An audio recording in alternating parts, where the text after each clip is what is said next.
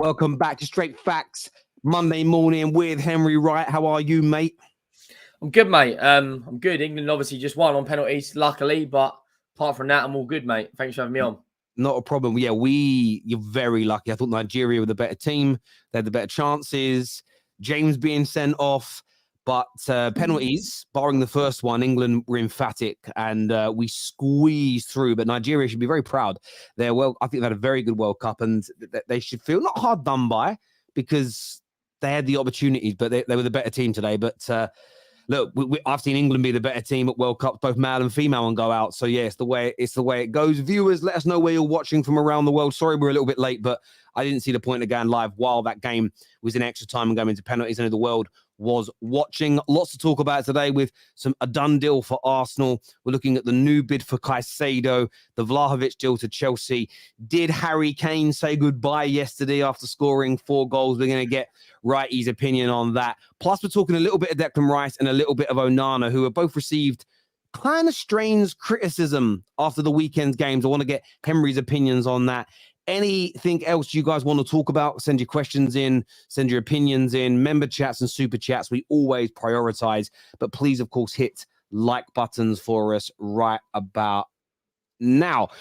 Where I wanted to start actually with you today was around Chelsea, because there's talk of a new bid going in. Won't quite be the 100 million that Brighton are asking for. Talks around a 90 million pound bid for him. I wanted to get your opinion on this because Brighton keep publishing that they are not going to budge if it isn't 100 million. The Premier League starts in sort of 4 or 5 days' time. 90 million. Do you think that's going to be enough for Chelsea to get this deal over the line? And if not, should they just stop these negotiations now and pay up with only 3 weeks of the window to go? Well, Brighton have basically, from the beginning, said, if you don't pay what we want, we're not interested. And Chelsea have gone in with, what, 4 bids? 3 bids, 4 bids, something like that. This would be their 4th bid, yeah. Yeah, which is mad. For me, Chelsea are just wasting time. Brighton are one of the best run football clubs, in my opinion, in the league. When it comes to getting their transfers done, they get all these steals and manage to, you look back at the amount of money they've raised in the last 3 or 4 years, the likes of Trossard, likes of Raya, Dan Burn, Bissouma, Maupay, whoever you want to talk about, their goalkeeper's just gone. If you're not going to pay the 100 million, then I'd, see you later. Go and find someone else. Problem is, Chelsea have left this now so late where they've been talking about this. This and the Harry Kane transfer and Mbappe have been going on for about 4 or 5 weeks, right? Arsenal and Chelsea both bidded in January. I think Arsenal put down 80 million then or 70 million then, whatever it was. If you want to pay him, you pay the money. You don't. Brighton aren't the sort of football club where you can bully and get down because they say, well, hang on, he's on a 5 or 4 year contract. We've got no need to sell him. They've already looking at they've already brought in likes of Pedro, they've brought in Dahoud, they've brought in James Milner. They've strengthened. They're going to be thinking, if I'm Brighton, I'm thinking, yeah, if you're not going to pay 100 million, see you later. Like we're not interested, mate. Like what is the point? If they've said it's the same thing with Levy, right?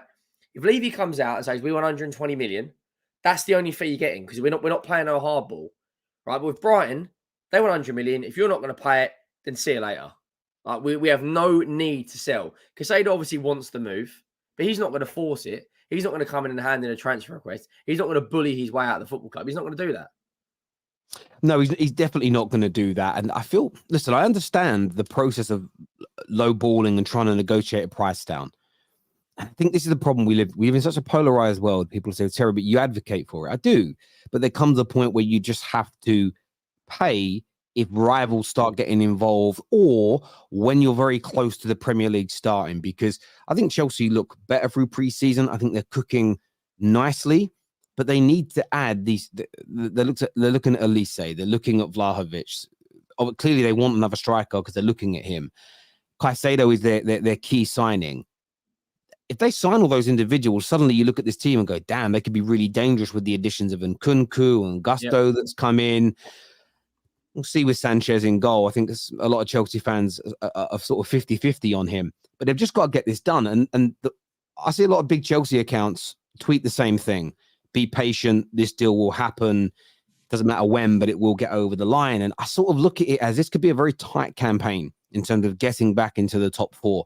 The opening 3 or 4 matches could be absolutely pivotal when it comes to the end of the season. And if you are just not quite ready and you maybe drop 4, 6, 8 points in the opening 4, 5, 6 games, and then you kind of settle, it is still hard to catch up from that. Man United found that last year. Those opening 2 games where we got battered, lost them both, confident damaged. Even though we went on a little decent winning run after that, we beat Liverpool, beat Leicester, beat Southampton. We were scraping over the line and we were very fragile. And any other time we picked up a defeat, it's like, now it's your 3rd defeat. Now it's your 4th defeat. And it builds the pressure. A good start, I think, in Premier League football is so essential now. And people always talk about City don't have good starts. Like last year, I think they won 8 and drew 2 of their opening 10 games. And for some reason, people said it wasn't a good start. Man City are a freak of nature, isn't they? It doesn't matter if they start well or not. Yeah, exactly. Right? And there may be the anomaly, but I think they need to do that. I still think Caicedo gets done, but I think they end up paying the 100 million or a deal worth 100 million. It might be 90, 95 plus some add-ons, but it's gonna end up happening. I just think they need to do it. I want to ask you about Brighton, actually, because you said they're a well-run club. Me and Lee Gunner have a lot of fights about Brighton. He thinks they're an awful run club. They're only here to make money. They shouldn't be praised because they don't win. They haven't won a trophy in their history. He actually said to me on a show a few weeks back that them coming, they came 7th last year or whatever it was? 6. He said, 6. He said that is failure because they didn't beat Man City to the league title. And he believes they should. Hang on. He believes they should spend the same money as City and target the same players as City, Liverpool, and Man United. Like, just quickly, Chelsea apparently are going to bid 20 million for Tyler Adams. Romano's just said that. He just said after approaching players camp, Chelsea will open talks over Tyler Adams in the next days, informed of his 20 million relegation clause. So if they get Tyler Adams, I don't think they'll go back in for Caicedo. Wow, that's a mad one. Chelsea fans talk to me. Tyler Adams, 20 million. Chelsea. Wow, that's a good buy. That is a good buy for what Poch wants to do at 20 million pounds. Right, that's a good buy. And a lot of people will come out and say, "Oh, that makes no sense. That makes no sense." But at 20 million pound in this market, that's a good buy. Speaking of Lee. Me and Lee clash a lot as well because Lee's like obviously, we both speak to him quite a lot, but his standards are, he's been watching 40 odd years.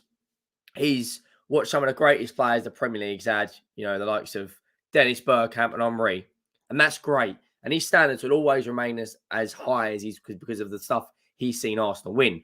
However, Brighton and Arsenal, if anyone thinks Brighton, right, should be competing with Man City. Bearing in mind that this football club, right, 6 years ago was in the Championship. Right, they've come up to the Premier League. They don't go and spend hundreds of millions of pounds. But what Brighton have got, which 90% of the league doesn't have, is they have an elite scouting network. One of the best in Europe when it comes to buying talent. Look at Matoma, right? They picked Matoma up for £2 million. What's he worth now? 50, 60 million in the market, maybe more. Yeah. Brighton are never going to be a football club competing with Man City in my lifetime. Unless they get bought out by a very rich owner, right? They aren't going to do that. So, but for Lee saying, right, they should be competing with Man City and it's a failure, but it's respected to the football club. Look, I've always said to Lee, and I think that I can't wait to get his opinion on this tomorrow, but Brighton are going to sign Kudus. It looks like they're going to get him unless a bigger club comes in for it. It means he's their record signing ever. It means it's the biggest transfer summer they've ever had, well over 100 million spent. Their wage bill this forthcoming season is the biggest wage bill in the club's history. And this is what I mean when I say to people, yes, the ultimate goal is to win trophies, but teams are not all starting from the same position. And that's where I think relativity needs to come into this. There's a lot of negative Man United fans who say, how can last season be looked at as a good season? We had some massive defeats. City did a treble. We only won a League Cup. It's not a good season. But then you're taking last season in isolation out of the context of where Man United have been for a decade and how far we've fallen from grace.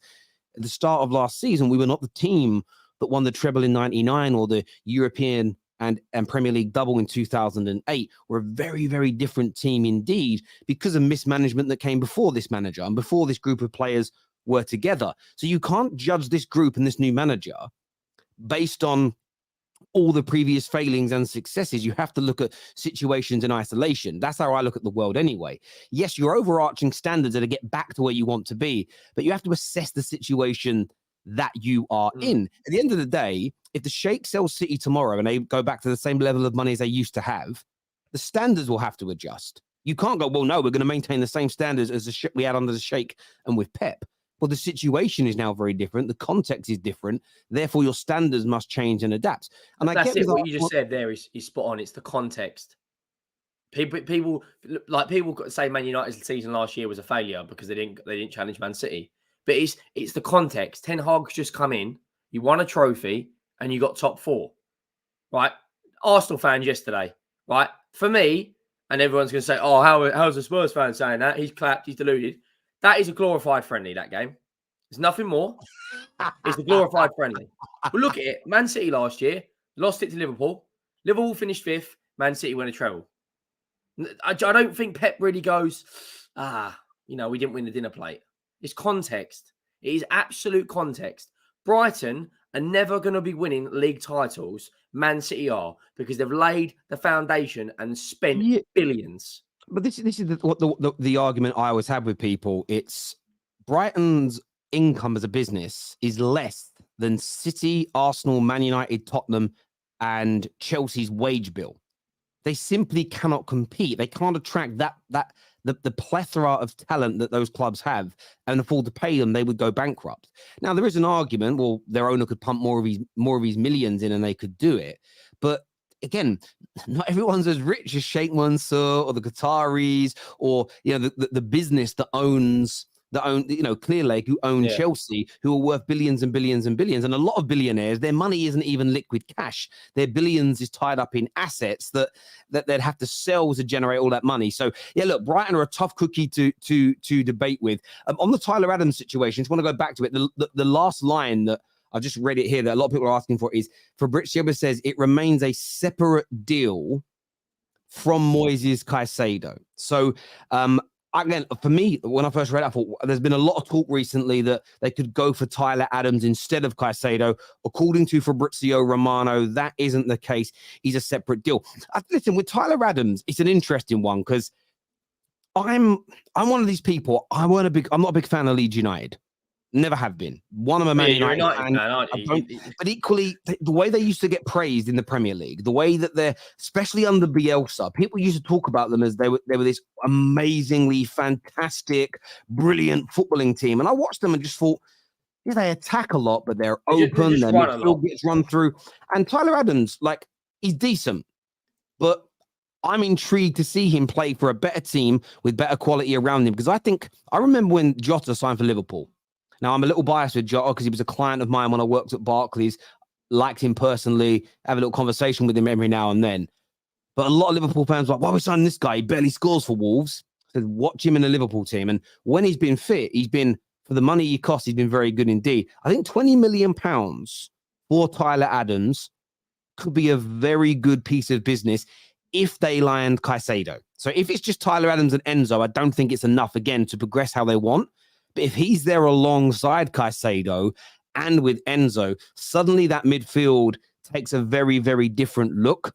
So I'm intrigued by this deal. And at £20 million, it's relatively small risk, I think. It's only 20, in 2023, £20 million is not a lot of money for a football player at the highest level of the game, You, not only that, you sign him, you pay his relegation clause at 20 million, you pin him down to a 3 or 4 year deal or whatever. You'd make money on that sale. And Chelsea are one of the best footballing clubs at selling players, right? They'll bring him in. I mean, 65 million for Kai Havertz is an absolute joke, right? Anyone who thinks that's a good deal is absolutely deluded. But they'd get, I reckon, it depending down to a 3 or 4 year deal and then sell him for 30 million back to Italy. He'll go back to Italy because he likes that. He really likes that league. But I think what you said spot on. It's a low risk fee. It's £20 million. In today's market, you can't even get a goalkeeper for that. No. Mate, it's a steal. It's an absolute steal. Tyrone Mings went for 25 million. You know, Gibbs White, who's a decent player. I think his total package, including add-ons, was worth 45 odd million pounds. It's ridiculous. So, yeah, I think it's a good piece of business there from Chelsea. As we were already saying, the Caicedo deal is interesting. What do you think they should do striker-wise? Because their fan base seems so split on Dusan Vlahovic. Some really are buzzing about the idea of getting him. Others, they're sort of talking along the lines of he isn't good enough. Poch is also said to be 50-50 on this decision. What would you do? Well, the problem is, notoriously, Chelsea don't buy great number 9s today. We spoke about this last week. In the last 15 years, I think they've had Costa and Drogba have probably been the only ones that have really, even back, probably since 2004, they've probably only signed 2 real good number 9s. Torres went there at 50 million, didn't work. Etu, Morata, you know, whoever you want to talk about, whoever you want to name, they don't buy good strikers. There was obviously an anomaly like Anelka in that, but problem is the striker market is dead. It's absolutely dead. You know, Benzema's gone Saudi, Lewandowski's like 34, whatever. There's no chance Kane joins Chelsea this summer unless it's a whopping fee. Right, Osimhen at Napoli. I think there's more chance of him going to United. PSG have just got Gonçalo Ramos. Who else is there available? Higuain's another one that they signed. Falcao, another one. Who are in the Chelsea? If you're Chelsea right now, other than Vlahovic, Kane, who are you going to put? I mean, the Mbappe stuff, he's never going to go there, in my opinion. Who else are you going to go and get? I mean, unless you want to do something that Man United have done and pay for the potential of a player. Because no one knew this Hojlund geezer 3 years ago when he was playing in front of 700 seats, right? Now he's scored 8 goals last year. You're paying for the potential. 9 goals. All right, okay. Yeah, right. So all you can do what Tottenham do and spend 60 million on a player like Richarlison. There is a player who, if Kane were to go, I'd go for, and that is Moani from Frankfurt. But he's a lot more than just a number 9. He creates a lot as well. Chelsea don't necessarily need someone who's going to create because Mudryk will have a better season.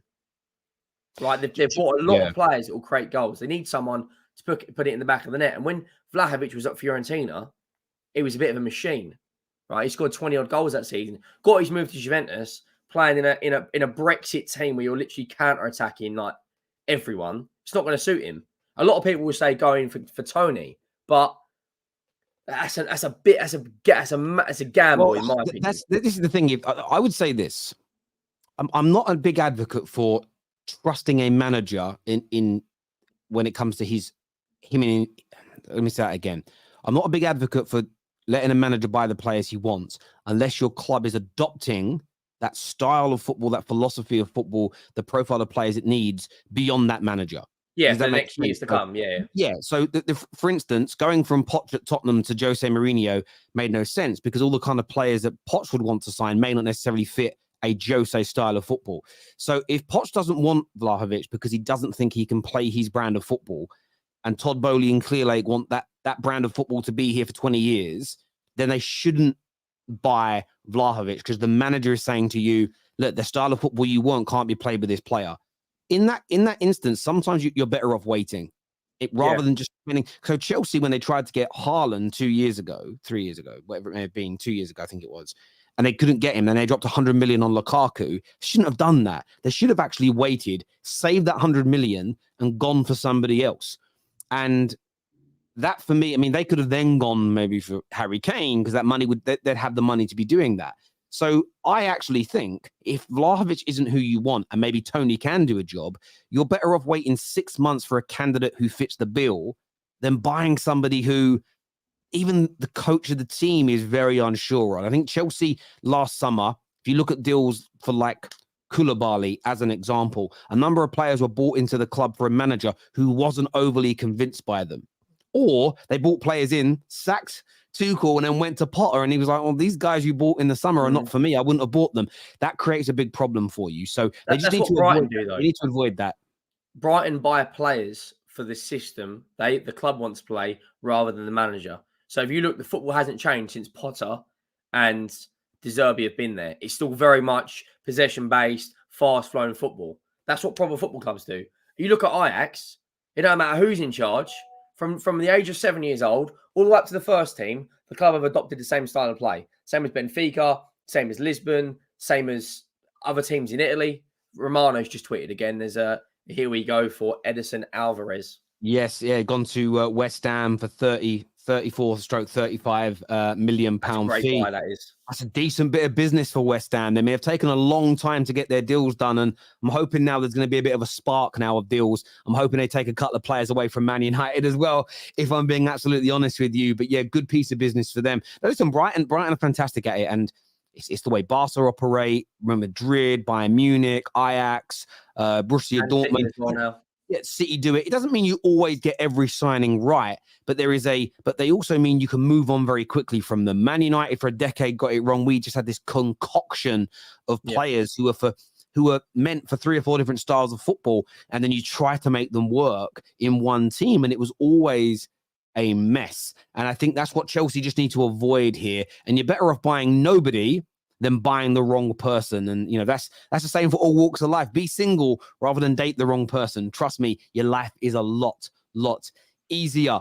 People, make sure like buttons are being smashed. Make sure you are subscribing to the Football Terrace as well. Some Arsenal updates to come for you as well a little bit later in the show. But I wanted to ask you, I know you guys play quite well. I read you did. I didn't watch the game yesterday that the Spurs played, but you won, I think it was 5-1. Harry Kane scored 4 goals. A masterclass. Is that Harry Kane's goodbye? Because Bayern Munich seem really confident that he's leaving. It's not happening. I will go out on a limb. The Harry Kane deal is not happening. He will go on a free next season. If you're Harry Kane right now, let's not use like some deluded opinions here, like half the people on this planet. Let's actually use some common sense. If you're Harry Kane right now and you've got Bayern Munich, who you know the likelihood is you'll win the league title, or you wait 1 more year and you've got your pick of every single club, because everyone, I don't care if you're Arsenal, Liverpool, City, United, Chelsea, or any Juventus, Inter, AC, but everyone will be thinking at 31 years of age, Harry Kane's still got 2 or 3 years, scoring 30 goals a season. He came out yesterday saying if he goes to the Bundesliga, he can score 40 goals there. Like this is a man with oozing confidence. Like, yeah, right I think he could easily do that. Yeah, exactly. But if you're Harry Kane right now, you go to Bayern Munich, win your 2 or 3 trophies that you want to do, which most people will still cuss you anyway, because they're going to go, but it's only a Bundesliga. Choupo-Moting did that the year before. Or do you wait until January? Soon as January the 1st hits, you get your brother, who's your agent, to drop an absolute, as the kids say, bomber, and say, I want out. They will be all over you like a tramp on hot chips. You'll have United, every single football, I don't care who you are, will be lining up thinking, Harry Kane on a free. Chelsea will be sitting there. Liverpool will be sitting there. And every single football club will be massively improved. If you put that Harry Kane right now in the United team, right, that closes that gap between Arsenal and United. 100%. Well, yeah, and with City, I totally believe that. Look, I hope he doesn't. Look, as a Man United fan, I hope he doesn't go Bayern and we can get him at some point. That's what I hope. However, him going Bayern Munich and signing a 3 or 4 year deal, it also means he can't join any of my domestic rivals, because that's a fear that he joins Chelsea. I mean, for you lot, I keep talking about this and I won't stop. If he leaves you for free, though, this is why Daniel Levy should sell him. If he leaves us for free, it's robbery. But you also run the risk of him joining Chelsea or Arsenal, and that would hurt you a lot more. I think the only football club Harry Kane signs for in England is Man United. Tottenham Daniel Levy has got a good relationship with Man United when it comes to selling players. There was money on the table for Eric Dyer. The deal wanted to be done, but Dyer didn't want the move. Right? You look back throughout Levy's reign. Carrick's gone there. Sheringham's gone there. Berbatov's gone there. You've had money. You wanted to buy Modric at one point. Daniel Levy, the only team he will sell Harry Kane to, or Harry Kane was signing for, if Harry Kane signs for Chelsea or Arsenal, forget that mural outside the ground, burn it.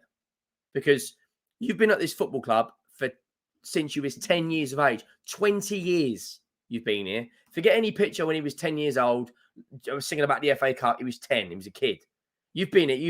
Your whole family is around this football club, right? Your granddad's been a season to get older since he was a kid. Your brother's the agent. You're gonna get a stand named after you. Everyone says this is Gunnar, like you're just talking absolute BS, right? Come to January, Man United will be 6 months down the line on their process, whatever you want to call it. If they come calling, the only other club he'd join, I think, would be City.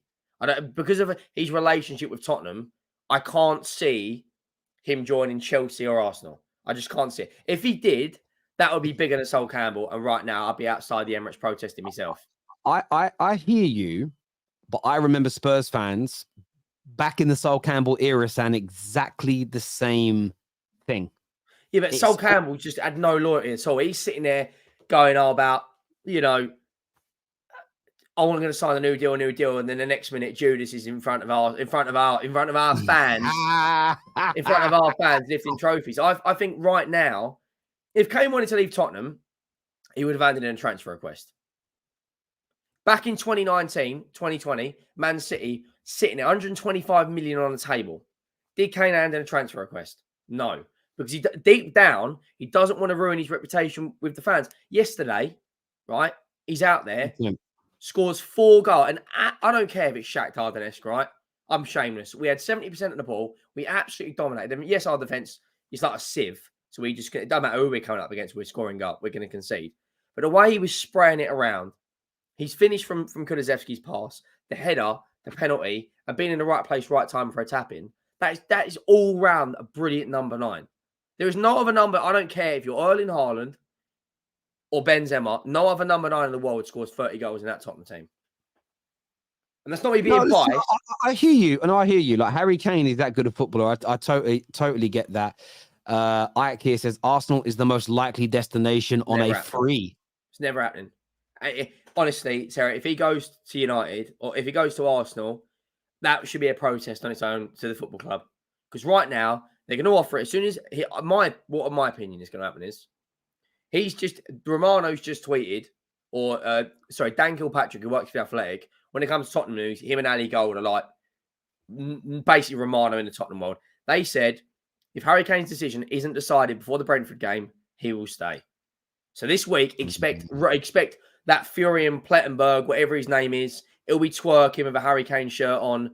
Sky Sports Germany will be twerking. He's not going to, I think, come January, right, he'll have another season, get 30 goals, be 40 away from the record. If he does that, Kane, if he stays another year, it annoys me. No, like, I know, maybe loyalty, no ambition to stay at your Tin Pot Club, bruv. Like, it's crazy. No disrespect. I agree. No, it's no disrespect. We're clapped. It's crazy. It's absolutely crazy. Some more super chats here. First one says Adams will be with Caicedo, not an alternative deal. That's from Winter Surfer. Hope you're well, mate.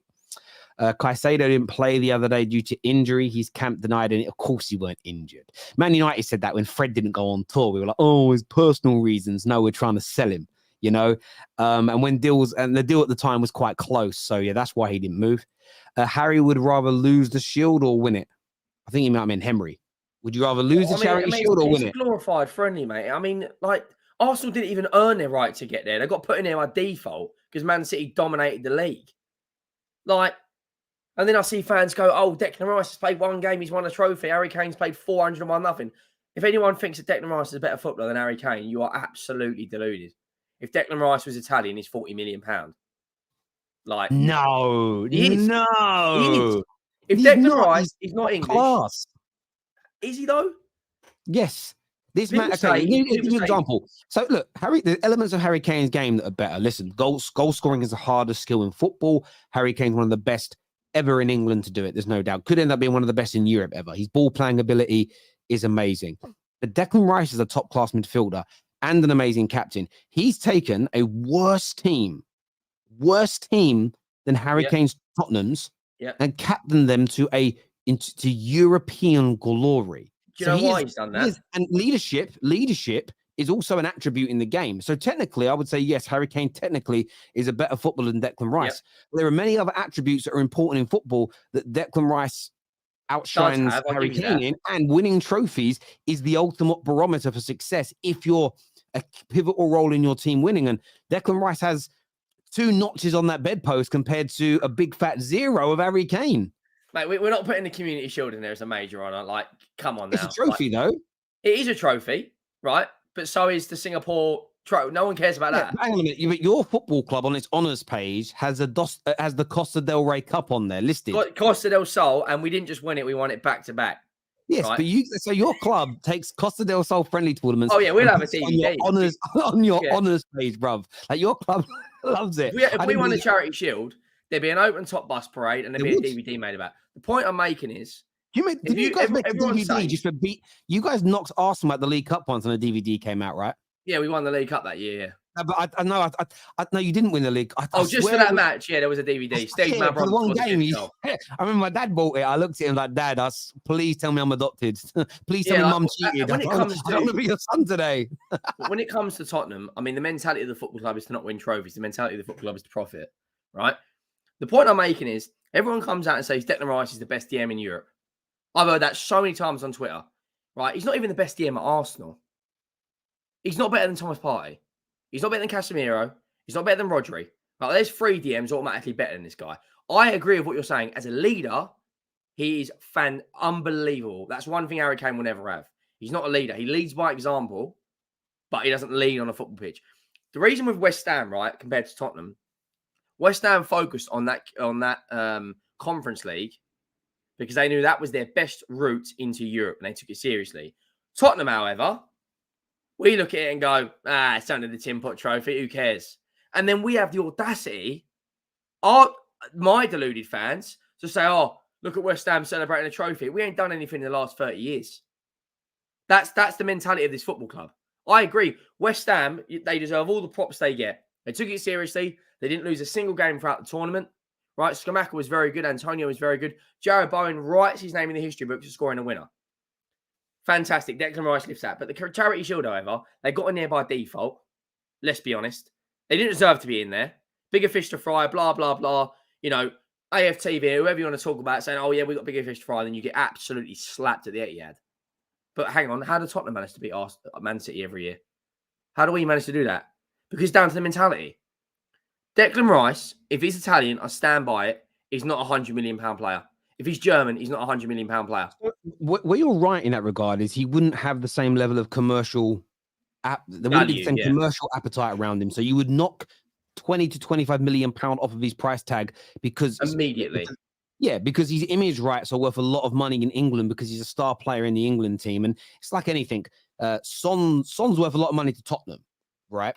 But he's worth a lot more money because of the market in South Korea. Oh, he's like Ronaldo over there. Yeah, exactly. So he's worth a lot of money. But if there's an unnamed, if there's if there was a DM at Declan Rice's level from South Korea who wasn't a star in South Korea, he'd be cheap because there's no commercial upside to him. Son's expensive because his image rights are worth so much money. So that's a big part in that. But look, I think I saw a lot of criticism for Declan Rice yesterday after the game, and I thought I kind of went back and I watched some of the game back last night as I always do because I have to talk about it on shows like this, and I thought he was.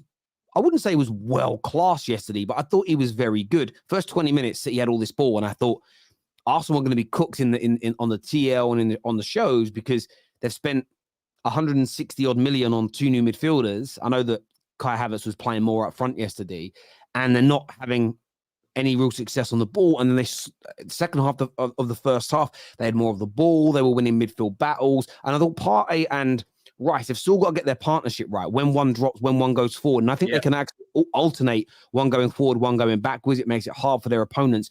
I thought he did very, very well indeed for his first competitive game for Arsenal. And there's another level for him to kind of go to. But yeah, as you say, he's won 2 trophies. At the end of the day, trophies are the ultimate barometer. And when I look at Harry Kane, I feel sad that he could end his career with no major trophy of any capacity. For a player it made me sad that Letitia retired like that. This would hurt me even more as a football fan because Harry Kane is a world-class football player. But I said that me and Phil had a debate about a year or so ago on Twitter. He can't sit on a table and dine with football legends, Harry Kane, because they have all. It isn't because they've got the trophies per se; it's because of what they did and contributed towards it. And until you've done that, so one thing with Harry Kane, we've never really seen him regularly in a title race. He's not been in enough finals to be able to prove himself. And all the other legends, just think of the Premier League, the Agueros, the Henrys. Look at Jamie Vardy. Well, Jamie Vardy is a great example. He had that one season that will live on in, and this is the crazy thing. Harry Kane will live on in the memory of Tottenham fans forever. It'll be remembered in part by football fans, but in 100 years' time, that Leicester season will still be discussed by football fans. Jamie Vardy's contribution will live on. That legacy lasts. Now, Harry Kane could be the Premier League's top goal scorer, so that will help him. That will help him to a degree. But being the Premier League's top goal scorer will not be remembered in the same way as what Vardy did that season. Shearer's the same. Shearer, my biggest memories of Shearer, and none of them are in Newcastle shirts. It's what he did at Blackburn because they took over the Premier League for a small period. He should have joined United. Well, he should have done. He turned, but we got Ollie. So look, listen, we got Ollie. I'm happy with it. I still regret. I still feel sad about that not happening. But yeah, look, Harry Kane. I'd be gutted if he was to stay. I really, really would. This year says Rice won the Conference League at West Ham. Kane got knocked out the group stages. We got knocked out because of COVID. We couldn't even play our game. That's how Spursy we are. Dan here says we have Nico Williams and Nkunku. Yeah, both look very, very good in pre-season. There is no doubt. Thank you, Hash, for becoming an official member. Arsenal Fever says Championi, ole. It's a charity shield, mate. Come on. David Moyes won it and then got sacked 3 months later. Sully here says totally agree. Kane won't ruin his reputation. It's a fair point. Jack Grealish isn't worth 100 million, isn't a 100 million player, but look how he has turned out to be. Jack Grealish had a 100 million release clause. It's context.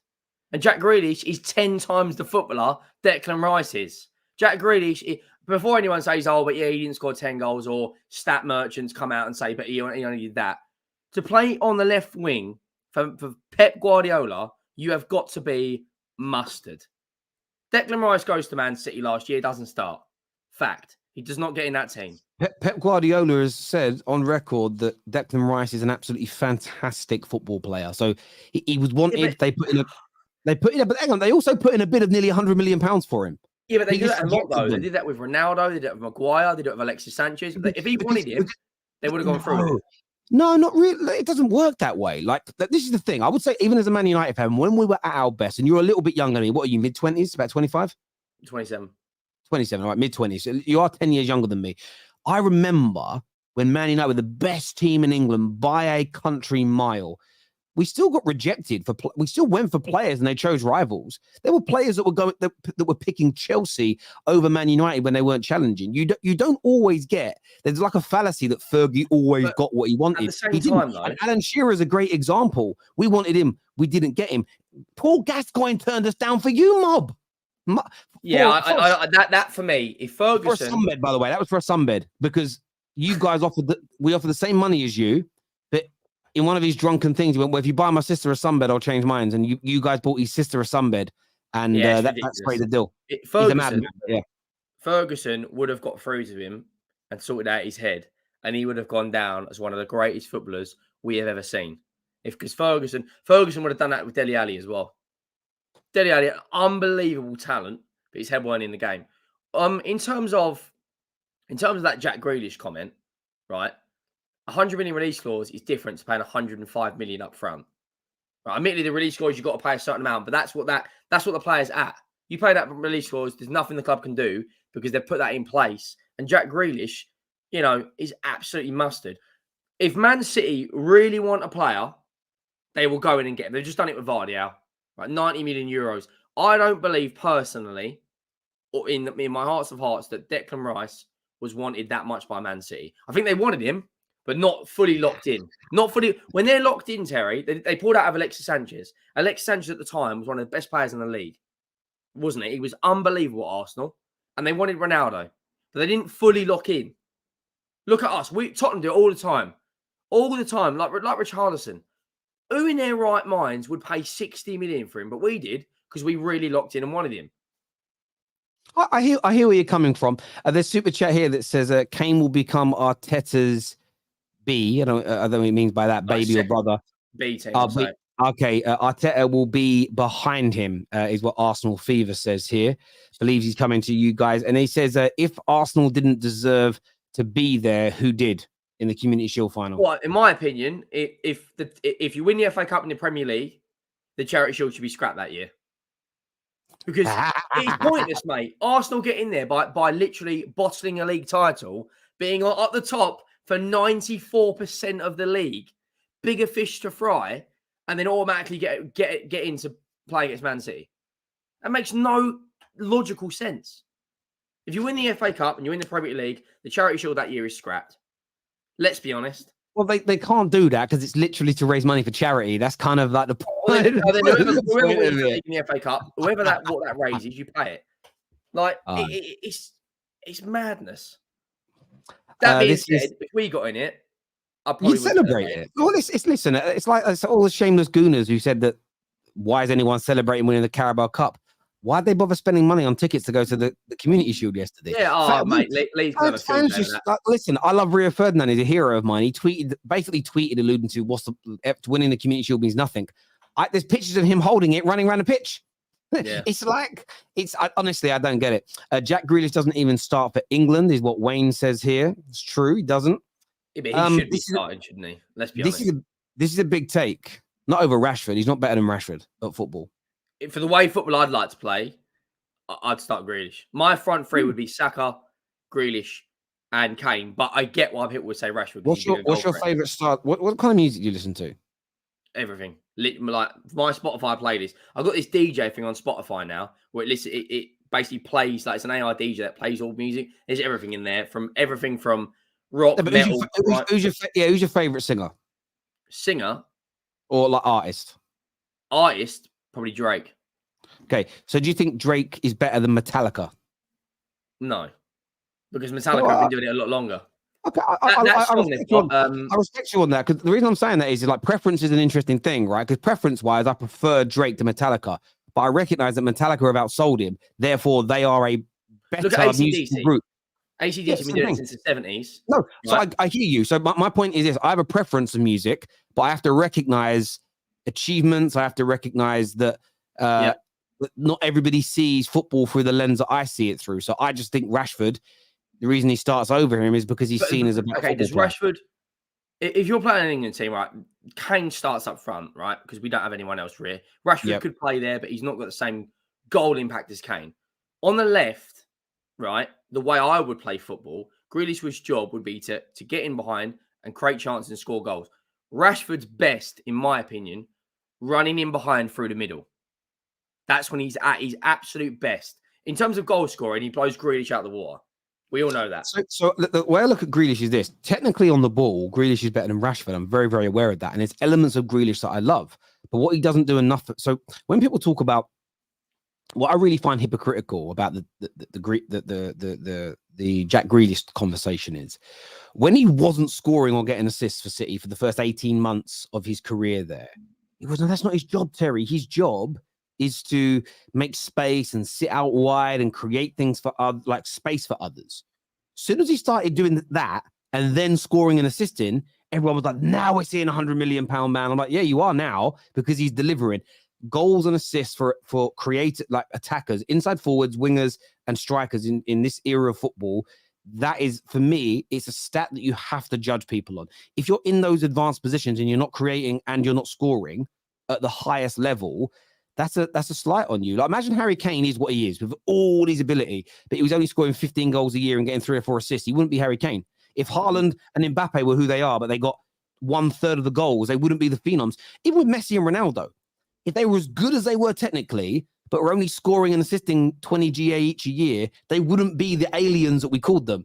You have to have that for me. So again, when it comes to attackers, I think outputs are very, very important indeed, because it's a very tangible and accurate output. You know, it's harder with midfielders and defenders because the stats can be kind of skewed a little bit in terms of defenders in slightly lesser teams will complete more clearances in a game than a defender at Man City. That doesn't make him better because there's far more crosses coming into their boxes and things like that. So you have to look at it. But yeah, I think that goal scoring and creating is very important. But there's a super chat that's coming here. It says Grealish should play where he did at Villa. What's context though? Because at Villa, he was given license to free roam, so he'd come into the middle a lot. Guardiola, Henry said this: when you play under Guardiola, your job is just to beat out wide, receive the ball, and then run at the fullback. When he was at Villa, it was everywhere, and they built a team around him, so his impact is going to be a lot bigger. If Harry Kane, right, plays at Tottenham, scores 30 odd goals, right, he would score more goals going to a better team because he's playing around better players. Surely that's the logic. But Man City, that first year, you're essentially saying, like, you've got to learn a whole new system. And Guardiola, as soon as you start dropping back, he'll sub you off and say, look, you're not doing it. Like people were calling Foden a flop last year. It's ridiculous. It's absolutely mental. Like, you play a part in a system. If you're not playing that part, Guardiola won't have it. No, listen, and I understand it. I think he improved massively towards the back end of the season. And obviously knows that he can do it. But you know there's always pressure when you cost that amount of money. I'm going to come back to some super chats in a minute. But obviously, Arsenal today, a done deal has been announced for them. And that's that Matt Turner is leaving. He is going to Nottingham Forest. And therefore, it's believed now that the deal will conclude for Raya. I was sent a picture today, actually. David Raya was at the Community Shield game yesterday in with the Arsenal fans. So it looks like that deal is getting done. That was one that kind of came out of the blue last week that nobody was really expecting. Do you think he's an improvement on Ramsdale, or is this just about strengthening that area should Ramsdale get an injury? It's difficult, isn't it? Because for what Arsenal want to do, I would argue that Raya is better for their system. I think he's better with the ball at his feet. I think he's a better shot stopper, and Ramsdale does make a few howlers from time to time. However, I'm not discrediting Aaron Ramsdale because I think he's a very good goalkeeper. But you don't go out and put money on the table for a goalkeeper to come into your football club who is on the same level as your number one. That tells me that either Raya or I think that Ramsdale will be out in the next year or two. How many football clubs throughout the Premier League have had two top keepers battling for the number one? You normally have the number one, and then you have a clear number two. That number two might go in and play cup games. Look at Man City, right? Ortega, or however you pronounce it, is a very good goalkeeper, but he's not as good as Edison, in my opinion. However, in certain games, they'll play Ortega. When, like, back into last season, they played, I think it was against Chelsea and Brighton he played, and then Edison played in the Champions League. If Arsenal are going to sign Raya and Ramsdale, right? Ramsdale, for me, will be leaving in a year or two. And also, David Raya is homegrown as well. I think he is I mean, we wanted him, right? But we bottled it as usual. But he's a top keeper, in my opinion. I think what's interesting, I listened to David Seaman. There's a snippet that went out. I'm not sure what channel put it out there. It might have actually been Gimme Sport. And he basically said that when he was at his pomp at Arsenal, they went and signed Richard Wright, who at the time was considered like one of the next best up-and-coming goalkeepers. And they spent quite a bit of money on him, Arsenal, for that time in their era. And Seaman just said it made me better. And I think that's what I like about this deal. There's a ruthlessness to it. If Ramsdale goes up a level and maintains that number one spot, the deal's done its job. If Raya comes in and is better than Ramsdale and replaces him and they have a better goalkeeper, the deal has done its job. For me, it's win. I don't see how it goes wrong. It's win-win for us. Yeah, it's a win-win scenario. And it's one of those things where if you're an Arsenal fan and you love Ramsdale, it's a difficult thing to sometimes accept and grasp. For me, it's easy. Look, I'm a massive Rashford fan. If we signed Mbappe to play on the left tomorrow, I could not care less about the progression of Rashford because I think we've improved on that area. I'm really excited about Hojlund. But if we sign Kane tomorrow, I'm like, great, we've signed an even better player in that position. And I think that's kind of how I've always been. I think when your club goes through many, many years of austerity and no winning and no major trophies, it become and we're in an era now where people stand players far more than they did when I was younger. It's a little harder, but they've got to get their head around that. It's a ruthless move by the manager. Look, Matt Turner's a good goalkeeper. I actually think 7 million they're getting for him is a little bit low. They should be able to get a little bit more. But I think it's a good bit of business. It improves their squad. I think it will make both goalkeepers sharper in terms of what they do and play. Well. They'll probably, if they do sell either keeper in the next 2 years, they'll probably profit on whatever. And that could be exactly it. You end up selling either of them for a £20 million, £25 million profit for what you bought them. You then reinvest that into your squad in other areas, and you can do bits. And we saw yesterday with Arsenal, we saw yesterday with Arsenal. And for me, a mentality improvement. They came back from behind. They created some really good opportunities and openings against Man City, which I don't think they did enough of in the league games against them. And yes, I understand it isn't a league match.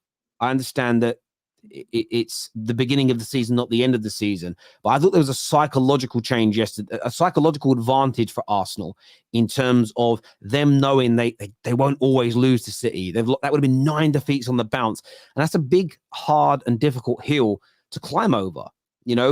All of our clubs have kind of bogey teams. You guys had it for years coming to Old Trafford. We always have it when we go away to Anfield. There's some places where it's just horrendous.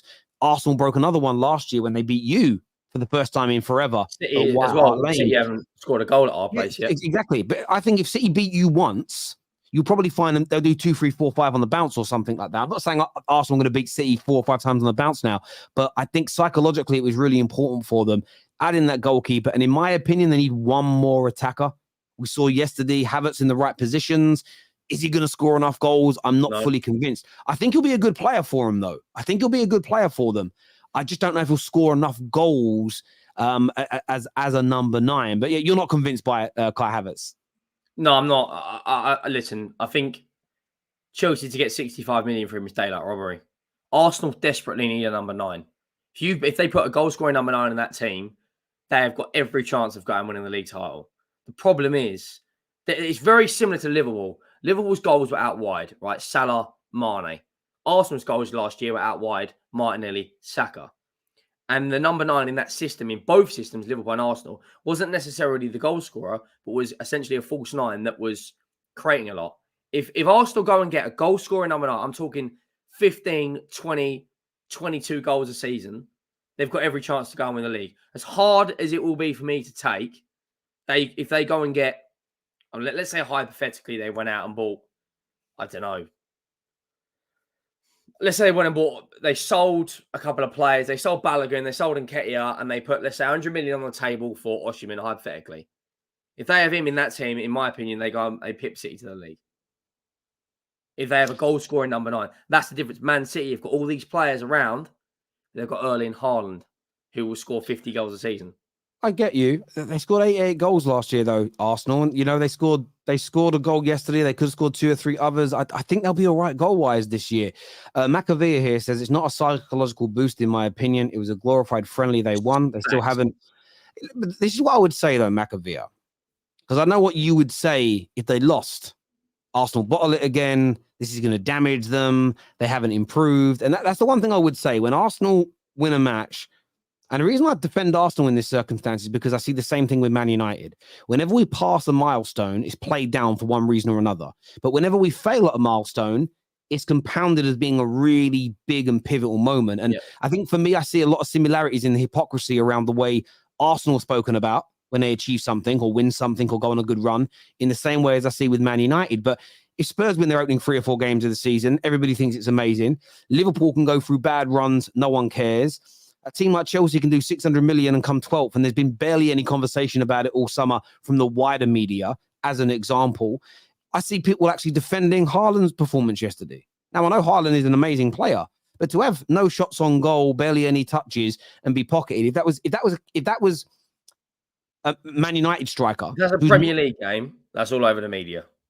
But I don't think it is if it's Haaland, because they go score next week. But they don't give that same energy to certain. I think when it comes to Man United and Arsenal, I do believe our players do get treated a little bit different. Chelsea get a bit of stick, but like City, Liverpool, Spurs, Liverpool get nothing. You lot are all just left alone. It's like nothing's going. Even when the house is on fire, you've seen that meme of the house on fire and the person saying, "There's nothing to see here." That's kind of how I see your 3 clubs. When there's a problem, when there's an issue, there's almost like no conversation about it in any. I get City because they keep winning, so I get why no one goes. Yeah, you've got a point though.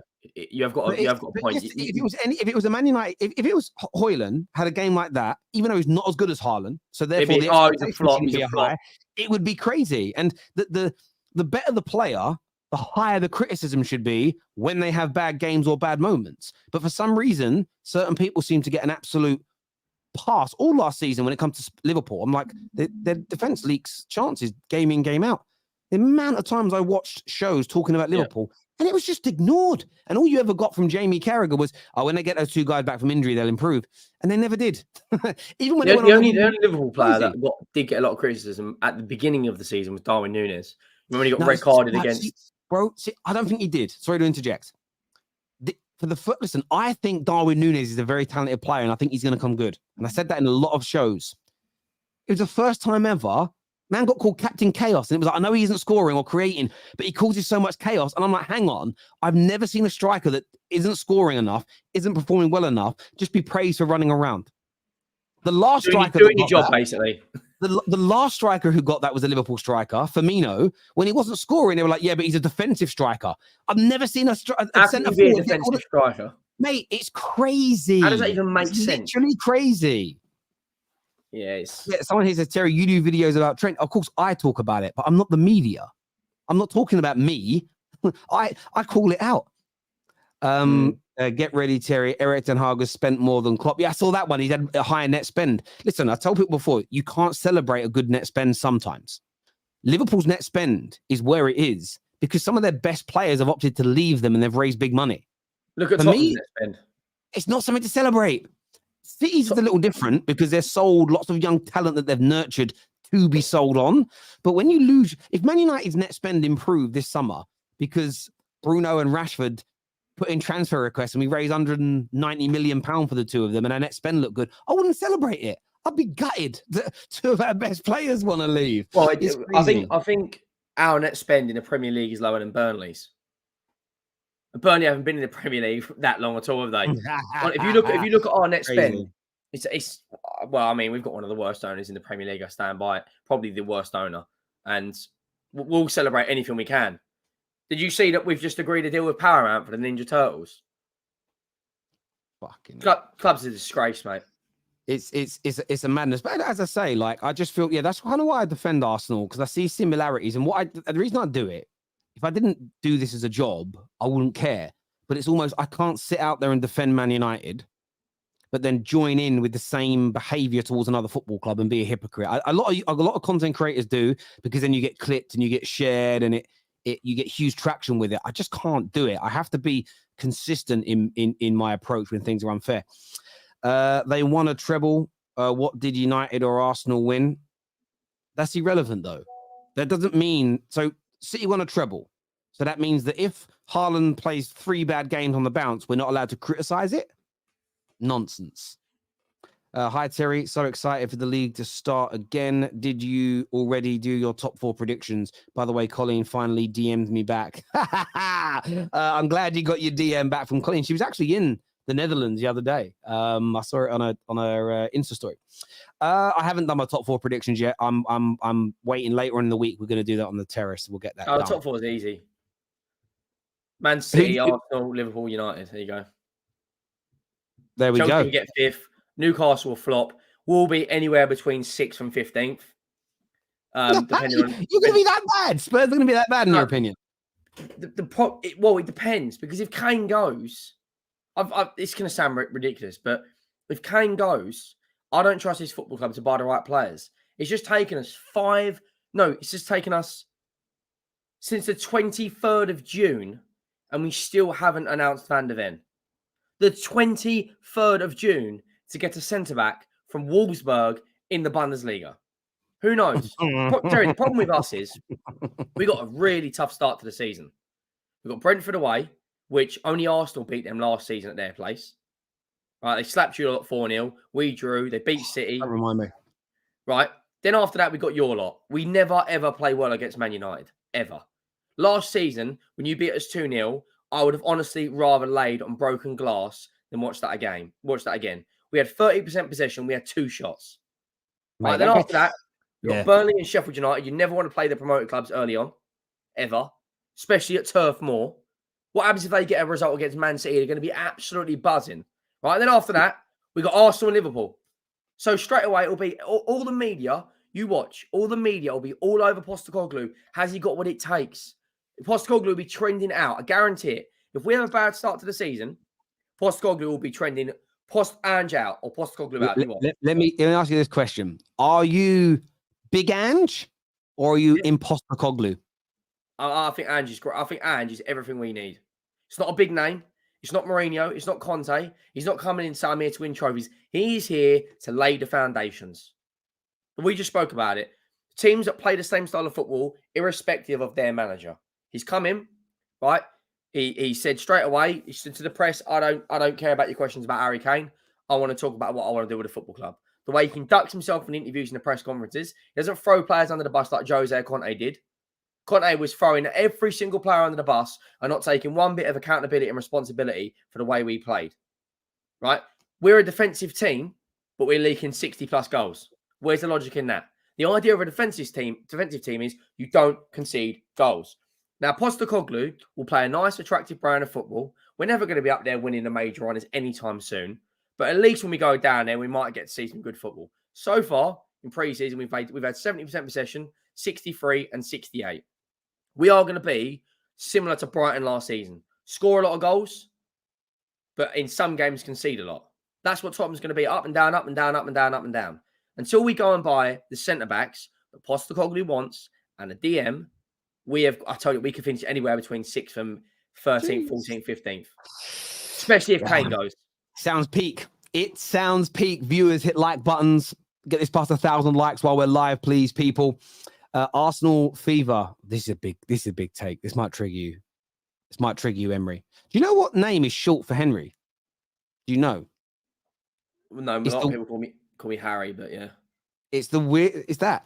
Like, Tell is short for Terry, and Terry is short for Terrence because it's literally shorter. I've never understood how Harry is short for Henry. It's absolutely ridiculous. Because I nearly called you Hazard. But anyway, this might trigger you, mate. Saka over Ronaldo and Messi, Haaland and Mbappe. Listen, it's absolutely ridiculous. Saka's never played a game in the Champions League ever in his life, and we're comparing him to. Right, hang on. Messi and Ronaldo are two. I don't care what anyone says. They're the two best players of all time. For me, it's Lionel Messi. Right, at 35 years of age, what he did at the World Cup is an absolute disgrace to humanity. Right, he pulled everyone's trousers down. Haaland and Mbappe.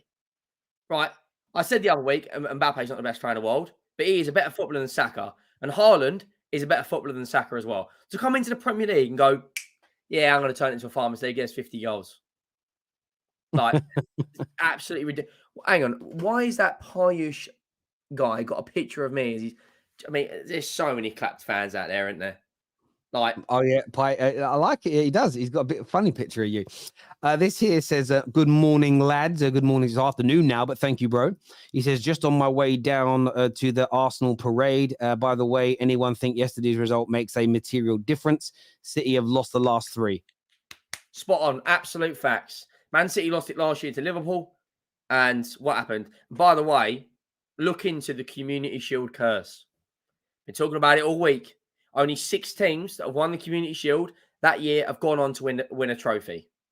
And what's the coping mechanism going to be? Oh, it's another season where we've bottled it, but don't worry, won the Community Shield. I can't wait to watch League Gunner. Like that. If Arsenal have another bad season, just get your popcorn out. Because the coping mechanisms and the narrative will be, oh yeah, but we're trying to do things. It don't matter, mate. You spent £700 million. Lang and Sweet with a member chat here says Arsenal fans need to calm down. War a Champions League for us now. What he says here. Yeah, he's spot on. Grealish in last year's Man United team, Man United side would be a bum. What is he talking about? I know. I actually think the freedom that maybe not under Ten Hag. I think under Ollie, with the freedom the team played with, there wasn't a regimented system. I think he would have actually shone there. Kane and Poch reunion free next season. Up the Chelsea is what Dan Waters says here. No, he's a disgrace if he goes there. Anywhere but the other 2 clubs in London. Forget West Ham, right? I know they want a European trophy and all that, but they're never going to go and get Harry Kane. Arsenal Fever here says prediction: Hojlund will be the biggest flop of the season. Ooh, he hasn't even. He's not even played a minute yet. The biggest flop of the season, though, will 100% be Kai Havertz. 100%. £65 million. They're going to have to play him. And where does he play? Arsenal, in my opinion, that midfield, the way they played last season with Xhaka, Partey, and Odegaard, they all complemented each other perfectly. Kai Havertz, on the other hand, right? What is Kai Havertz's best attribute? Because it ain't goal scoring. Finding space. So I can go in the park over there and find a lot of space. Like it's absolutely. People saying I'm being salty. What is so good about Kai Havertz? Please, Chelsea were laughing when they sold him. And did you see his finishing ability yesterday? He couldn't hit a barn door. Arsenal fans, let us know what you think in the comments section, please. This here says Arsenal didn't even score, Terry. Cole Palmer did. No, Arsenal scored. Trossard scored. That was a goal, right? Yeah, well, I don't know what he's talking about. That Cole Palmer, though. Look, that's another Man City Academy graduate. Comment up, KJ. You put a comment up, KJ. Put that up. I don't know where's it gone. You might not have meant to. It might have been a mistake, KJ. This here, yeah, he did. Sorry, cool. Terry, now do you see the referee unfairness towards us? What Rodri and Fernando is not a skill. It's getting away with murder. Did you think the referee was harsh on Arsenal yesterday? Just embarrassing. This started clipping up when Raya went in and clapped Jesus. So what? It's a friendly. It's still a game of football. It's a competitive game of football. Whether it be a friendly or not, it's still competitive. I mean, look at us. Every single excuse for a coping mechanism they can get. It is madness. The referee's unfair towards us. Go and watch Tottenham when they played Man United and Howard Webber's in charge. You want to talk about unfairness? We'd have to get flipping punched in the side of the head to get a free kick. But do you know one of my favourite bad decisions in that game? No, in that era. You know when you were 2-0 up at Old Trafford? Is that when Nani scored? No. That one actually wasn't that bad. It was when you guys went 2-0 up. I think Lennon and Bent scored. I think it was Modric and Bent scored. And in the second half, we came out and we tried to build up. And Gomez came out and cleanly won the ball off Michael Carrick. We got a penalty. And then we scored 4 goals in 7 minutes after that and won 5-2. Great game. That Nani one, though, for me, that Nani one. I was there that day. That was a brilliant one as well. Henry, what's your expectations for Richie? I think he means Richarlison there, right? Seems he can't stay fit. When does Bentancur come back? For Richarlison, the way that he would really, do well in this system is if Kane weren't there. And that's the harsh reality. Where does Richarlison won't start. The best front three we can have is 2 wide wingers who actually can run at players. Forget Heung-min Son, because he's been absolutely useless pre-season, right? Kulusevski looked better in the second half yesterday. But on paper, the best front three is Son, Kulu and Kane. Where's Richarlison going to play? He's only going to come on and play out wide, and that's not his natural position. But then he'll be deemed as a flop, blah, blah, blah, blah, blah.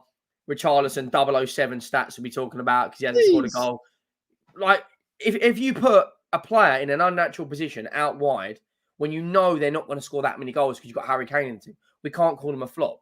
It's a bit different when Kai Havertz is missing chance after chance after chance in a Chelsea shirt. And Bentancur,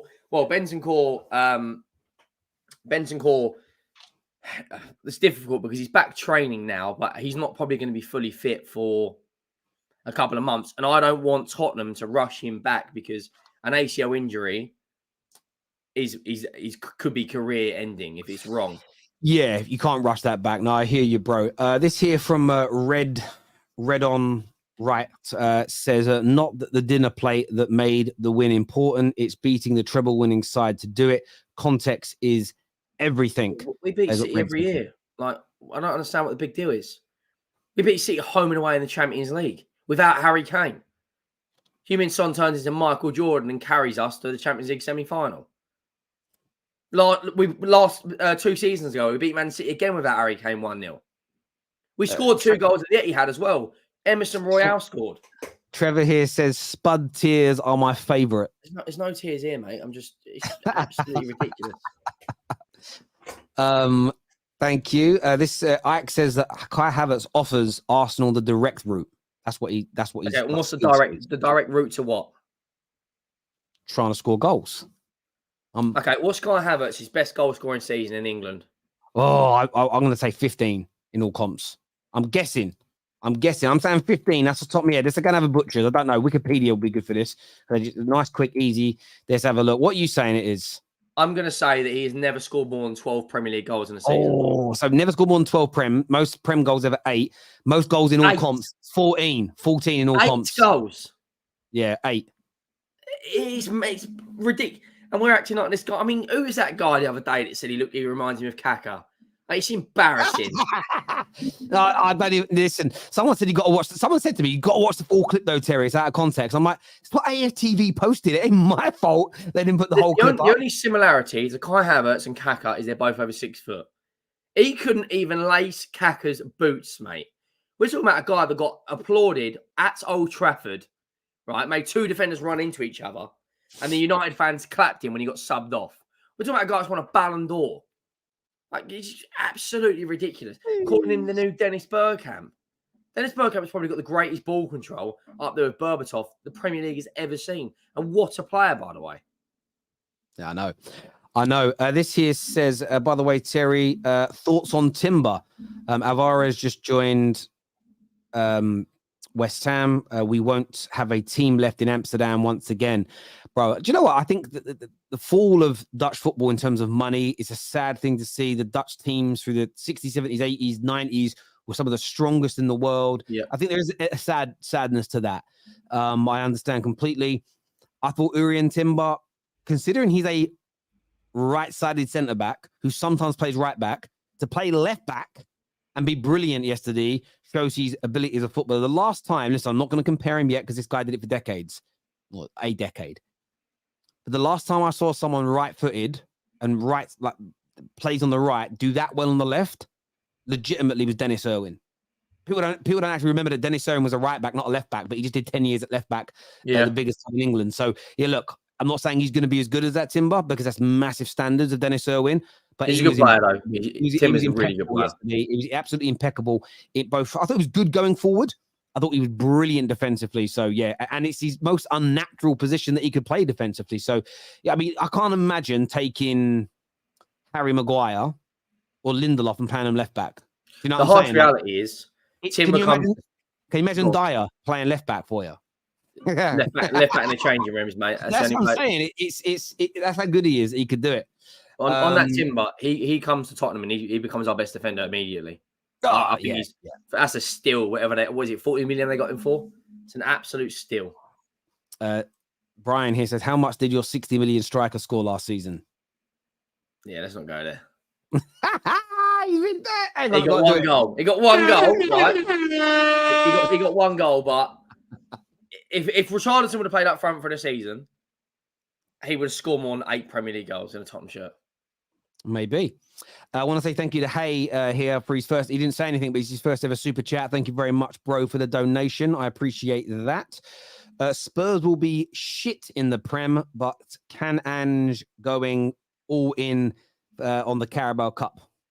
No, we shouldn't be focusing on winning a domestic trophy this year. We should focus on We should focus on laying the foundations. We're not good enough to go and win a Carabao Cup. We're not.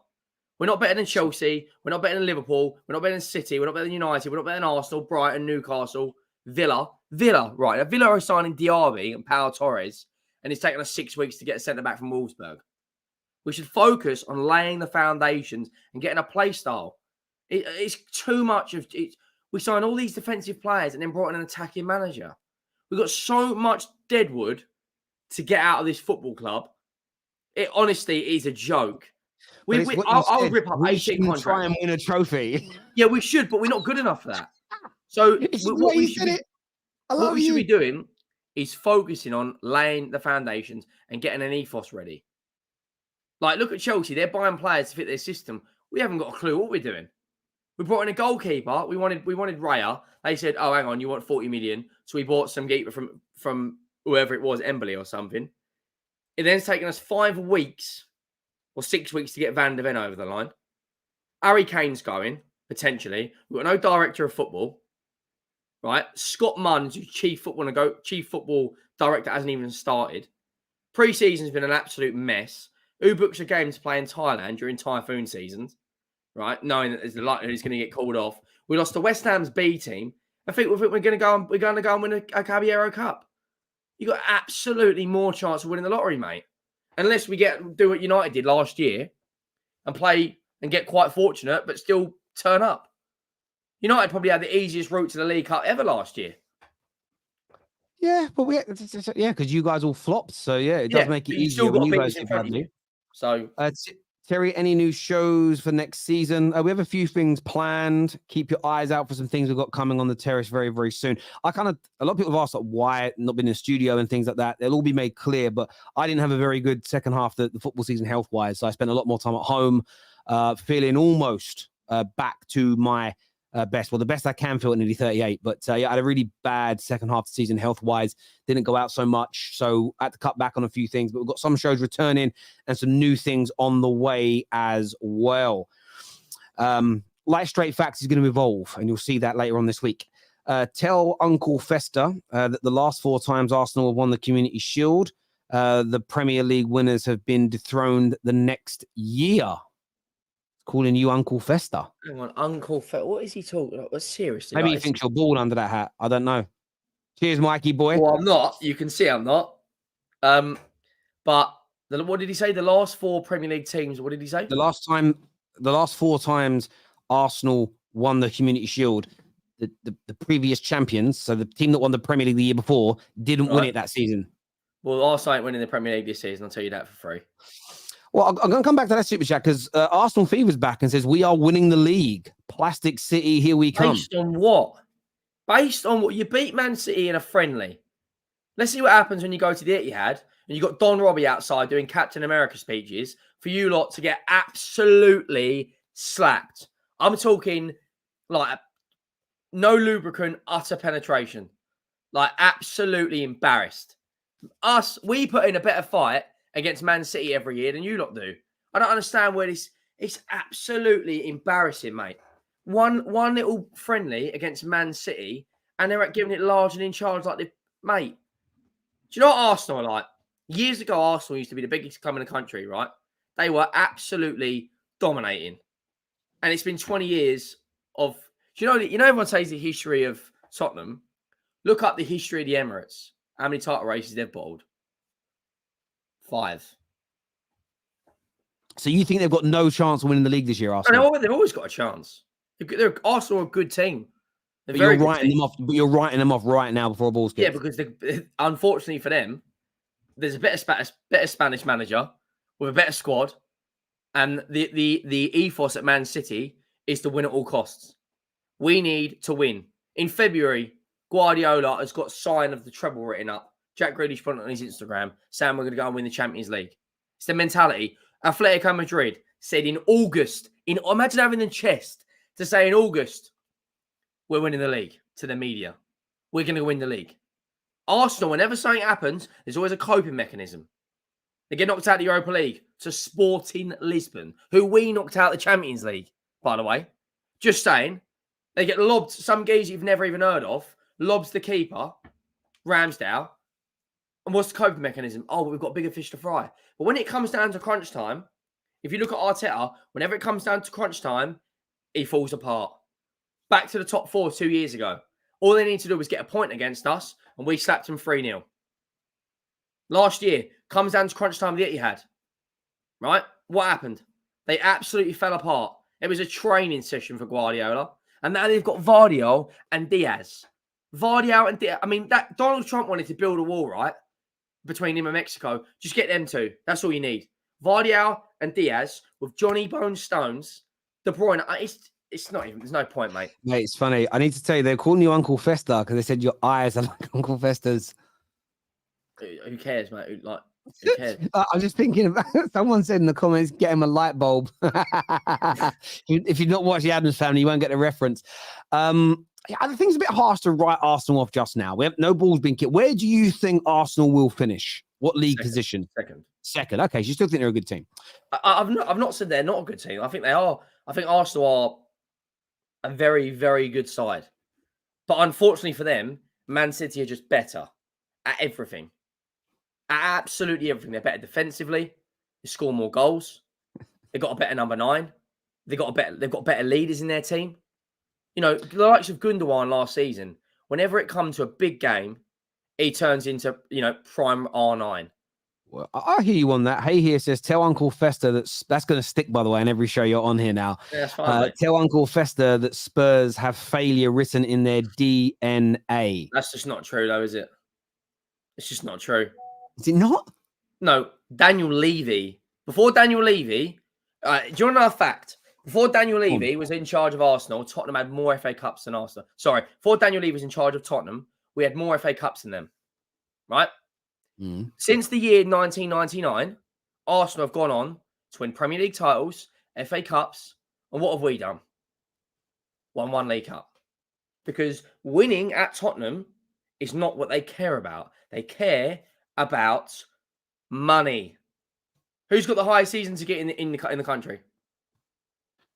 So what you're saying is that you have winning in your DNA, but Daniel Levy essentially is just, he's poisoned your blood. He's poisoned your blood. Yes, he does. Mate, you can't even get into the ground now, Terry, in a tracksuit. The culture has changed at Tottenham. Everything we do off the pitch is to the highest standard. I'm going to say one thing. I just had a look here, though, right? So in 23 years, you've won 1 League Cup. I get that, right? But in the previous 20 years before that, all you'd done is won 2 FA Cups. And 2 Europa Leagues.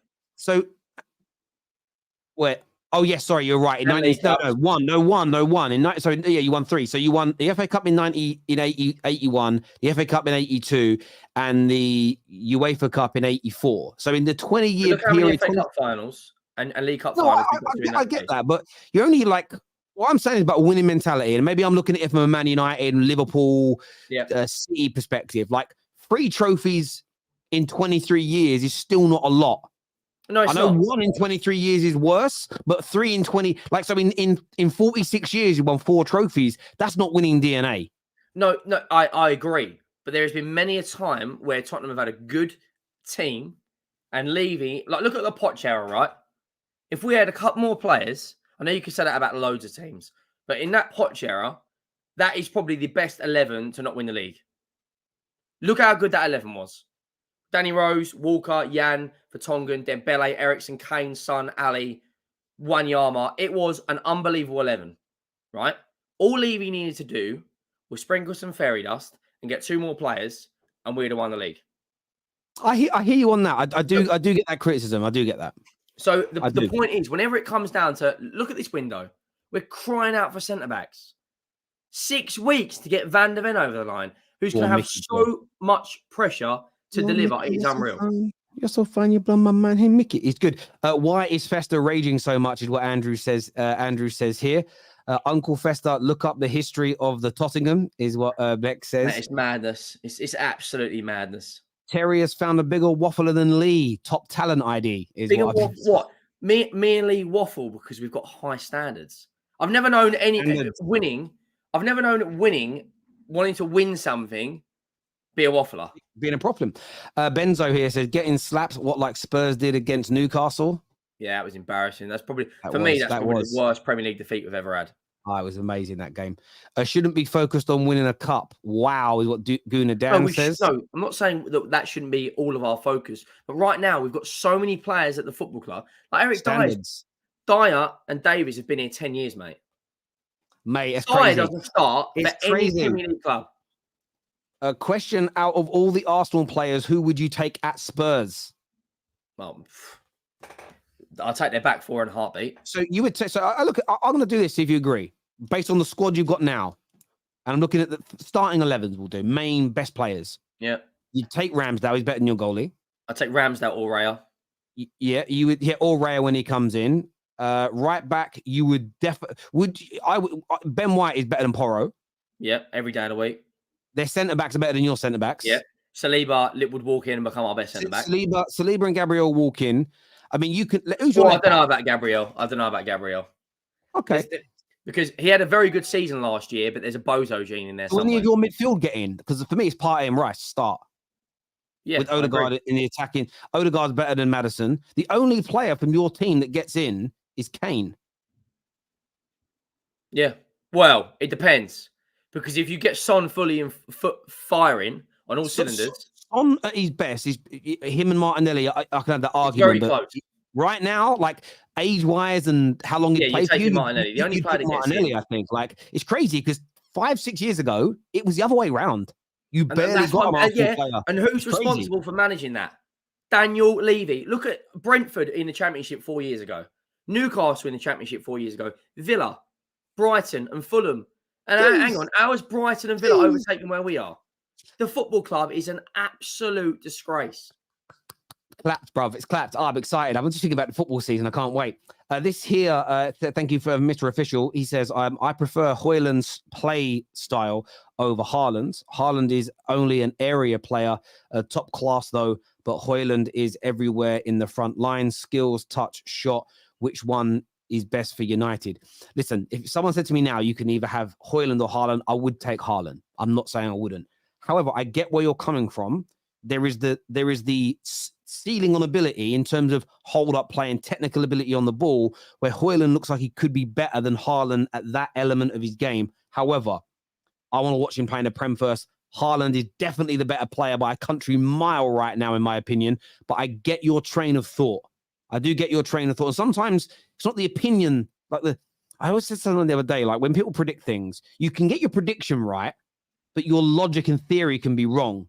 Yeah. Even though your prediction is right. An example my dad gave me when I was a kid is, and I'll ask you this question, if you held a pint glass in your kitchen up above your head and let it go, would it smash on the floor? If I've got a pint glass above my head. Hold a pint glass here by your head and let it go, it hits the floor, would it smash? Yeah, of course it would. I guarantee if you did it 100 times, there'd be at least one that didn't. Yeah. Right, but that doesn't change the fact that if you drop a glass on that height, it smashes. And that's the problem with a lot of people's football opinions, is people ignore the logic and focus on the prediction. And for me, I like the logic, and I get where this guy's coming from. So, yeah, that makes a lot of sense. I know I say some really weird things, but I actually think it makes sense when you deep it. Tell Uncle Fester, Levy doesn't kick the ball or score the goals, clown. Yeah, but Levy is responsible for every single footballing decision that happens at the football club, as he is the chairman. And we don't have a director of football, so Levy is responsible for every single transfer. The worst, I don't care what anyone says, the worst chairman who gives himself a £500,000 pay rise for our worst season in 15 years. Let's get your violins out. Levy's absolutely like people say about they want the Glazers out. The Glazers are like, regardless. Don't do it. The Glazers are better than Levy, without a doubt. So this is the thing, right? The Glazers definitely allow us to spend large amounts of the money the football club generates. They definitely do that. Our problem with them isn't that they don't allow us to spend. It's that they appointed for a decade the wrong people to run the club who misspent it. The example I always give is this: my kids need food. If I go out and buy them brand new bikes and a new family car, but they're still hungry, I've spent money on them, but I've spent it on the wrong things. Do you know what I'm saying? Like we had owners that would put diesel in a petrol car, and it was like, it's so stupid. You got to remember, at our ground, most of the men's toilets during the match day flood with all the urine and piss and shit. Like that sort of stuff is almost, it's unforgivable. But look, we definitely spend money on players and wages, but we've just mismanaged it, and that's equally as annoying. I like my spuds served with salt, is what Trevor Dan says here. Why did Trossard not on target shot not go as an OG? I thought it was on target myself. It looked like it was on target. That was my opinion. All fans do the same thing, bragging, and all fans say X, Y, and Z fans should calm down. It's not exclusive to Arsenal. No, you are right. Everyone does it. As I've said, Dom Hussam last year. I watched him on his watch on because I did a reaction to it where he was celebrating winning the Carabao Cup. A year later, he said it's embarrassing that Man United celebrated winning the Carabao Cup. This is just what football fandom has become now. It's the level of hypocrisy is crazy. Listen, viewers, I want to say a big thank you to all of you for tuning in today. Please make sure you smash the like button. Henry, tell everybody where they can find you in your channel, bro. Yeah, if you want to see more of Uncle Fester, it is over at Henry Wright 365 or Henry Wright TV, but the little at is 365. We're like 230 subs off of 15K now. And we've got a watch along tomorrow as well. It's going to be fun watching us getting absolutely annihilated by Barcelona. Jeez, I haven't watched any of there's a trophy on the line, and Postecoglou's already won one this season. What's the is it the Audi Cup? No, it's not. It's the Joan Gamper Trophy, whatever it is. Who's Joan Gamper? It is Joan Gamper Trophy, 7 o'clock. So I'll probably be live from about 6 p.m. talking on that. Watching Lewandowski run at Eric Dyer is going to be a murder scene, mate. Well, at least Dembele is not there to hurt you. Viewers, listen, thank you all very, very much indeed. Hit the like button before you leave. Please subscribe and turn on the bell notifications. Until next time, take care. Good. We're back at 6 o'clock, by the way. Top 6 show. So all go there now. Like it, bookmark it. Ready for us to go live at 6. Take care. Goodbye. God bless. See you soon. Peace.